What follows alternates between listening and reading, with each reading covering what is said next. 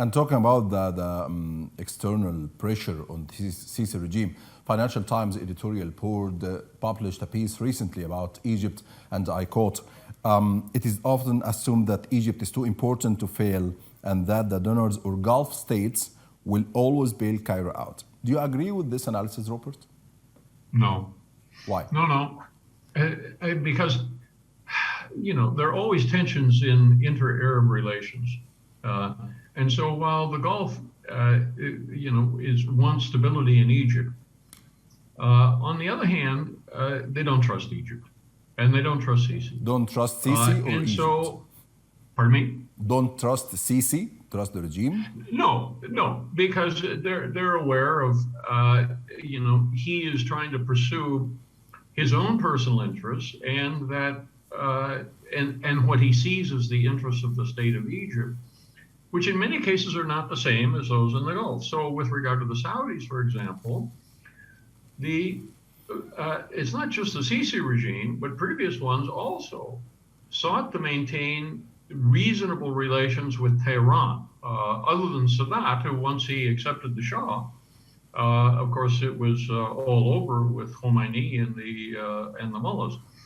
But after that, Egypt went out of its way, both Mubarak and then Morsi, to keep lines of communication open with Tehran. Sisi has not backed the anti-Iranian position of at least the Saudis and to a lesser extent other Gulf states.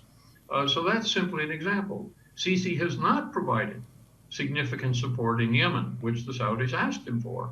The Egyptians are competing with the Saudis for influence in the Red Sea and with the Emiratis.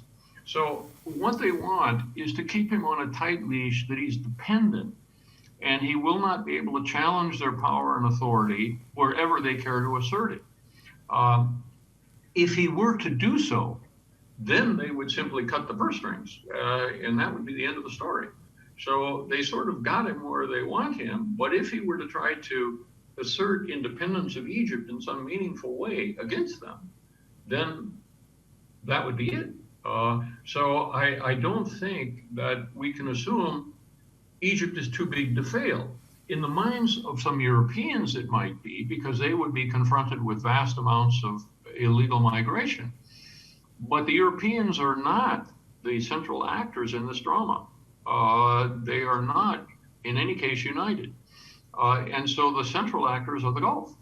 And the Gulf have their own ambitions and desires and so on, and that puts a limit on what Sisi can do. And you can say, instead of being too big to fail from the point of view of the Gulf, he's too small to succeed. That they are going to put a limit on what he can achieve. So I don't think it's a question of too big to fail. Yeah, and what is the role of Western governments, Robert? Because they consider Sisi as the guardian of illegal immigration. They consider him as a guarantee of stability in the region. They keep selling him weapons, but they not offering him a money support, a direct money support as Gulf countries, and they didn't drop Egypt external debt, for example, as they did with Mubarak in the Gulf War. Yes, that's a good analogy.